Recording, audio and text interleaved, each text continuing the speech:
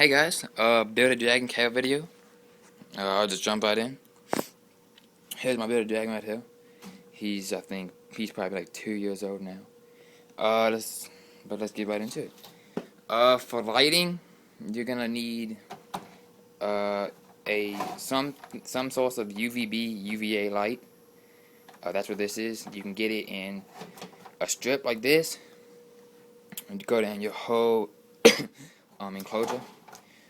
Or you can get actually a bulb like this and just put it in one of those. Either one works fine. Just you gotta make sure you have one. And with those, you should replace about every 6 months. They will lose their UVB. It won't shut off, but it will just stop putting out the UVB light that you need. Second lighting is a heat lamp, a heat light, and you're gonna need the hot spot, the basking area, which is right there, to be about 105 to 110 degrees. So whatever light you can get to make that 105 to 110 degrees is good. You're gonna need to have that basking area like something like rocks. Rocks are good, because those rocks will kind of absorb that heat. Getting it pretty easy to get that 110 degrees. Just having like a log or something, that's good too. Just getting it off the ground pretty much. And then the hot spot, like the hot end, the hot side should be around 90-ish. The cooling can just drop off to about room temperature. You don't need to do anything for the other side. The substrate, I've heard of some people don't put substrate, but I like it. Easy to clean, easier to do. So I would recommend some substrate. Reptile carpet. That's what this is. I like it. You can just take it off, clean the whole thing, and it will fit. You get it in like the size to fit your enclosure. So it's really good. You can also use newspaper, paper towel. It's good too. The only thing I would stay away from is any type of sand. Sand can cause impaction, and it can end up killing your Build a Dragon. So I would not use sand. Sorry about the lighting in there, it was really bad. Moving on to food. Food, you can feed them. I feed mine mealworms. You can feed them superworms. Superworms are really good. High nutrition, so that's really good. Crickets. You can feed them dooby roaches. I wouldn't feed them roaches every day. Just kind of high in fat, so I would not do that. And then when they get to about this size, you can start feeding them mice, like little pinky mouse, every couple weeks as a treat. Again, I wouldn't do that very often, just as a treat. Calcium, you're gonna need some type of calcium to feed them. Let me get some light on this. Hopefully you can see. Hold up. You're gonna need some type of calcium. Right here, this is the without D3. You're gonna need both. Well, you don't need, I guess, you can feed this about every day. But you're gonna need some with D3. This is Zoomed. I found this to be very good.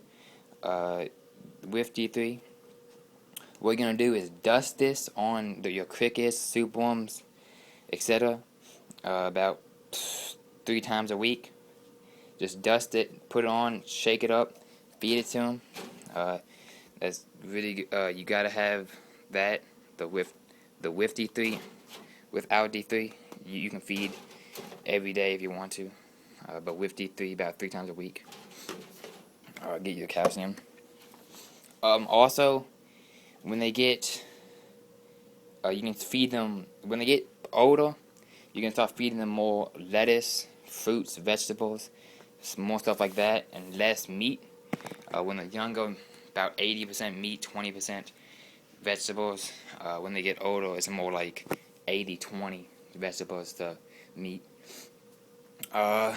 You can feed them, let's see, you can feed them pretty much anything. Well, not anything, but you can feed them a lot of the dark greens. That's really good. Romaine lettuce, kale, carrots, bananas. You can feed them strawberries, whatever you likes to eat. But you can check that up more online. Just look up what they can eat and not eat.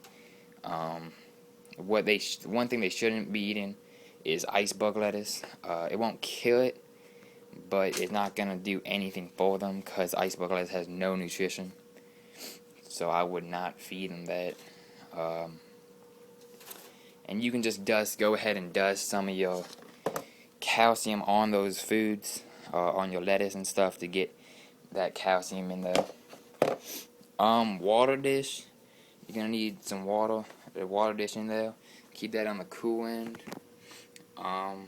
Just so it won't evaporate because this does get pretty hot. So it will really, So keep that filled up. They get most of the water through the food though, so you might not see them even drink that much. I never see mine drink. Let's see. Enclosure size. It should be about. This tank right here is a 75-gallon. Let's put this back in. It's a 75-gallon tank. I have one Builder Dragon in it. When you can keep it in a 40-gallon tank, so should do just fine. A 40-gallon breeder for one Builder Dragon. You can actually probably fit 2 Builder Dragons in a 40-gallon breeder. 75 is better, but you don't have to. 40-gallon is fine for one. When they're adults, when they're younger, you don't want to keep them in a bigger tank like this. They can't find the food. They will die if you keep them in a too big a tank when they're very small. So when they're small, when they're babies, you should keep them in like a 20-gallon long. 20-gallon, that would be good. Everything else is the same for adults versus babies, except for the enclosure size. So, 20-gallon, keep that in mind. They're great pets to get. They're really easy to take care of.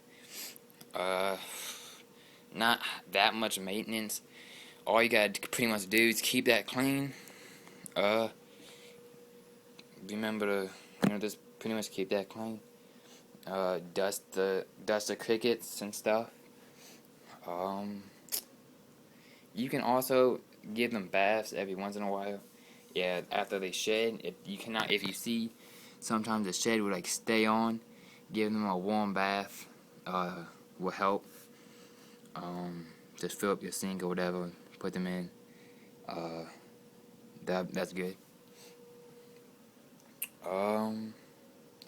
Other than that, oh yeah, with these lights, you're gonna keep this on 12 hours a day.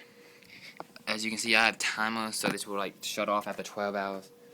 And at night, you don't have to do anything for it. Doesn't have to be hot or anything.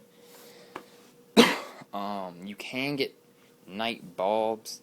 The problem with that is, for Builder Dragon, they can actually see that infrared light, which other reptiles can't. It's Builder Dragons and some, I think it's Komodo Dragons, I don't know. They can actually see that light. So I wouldn't use that. I've had mine shut off and they've been, fine. But I think I've gone over pretty much everything. Oh yeah, if you don't have, let's see, to get that temperature, this is a good thing to have. It's a little infrared,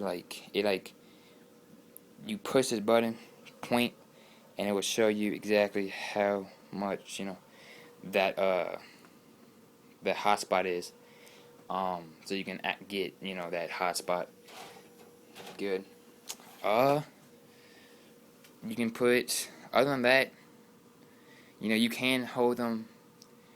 I wouldn't hold them for too long because they need that hot, but they're really friendly animals, so you can, pick them up, play with them, then put them back in. Other than that though, that's pretty much it. Alright.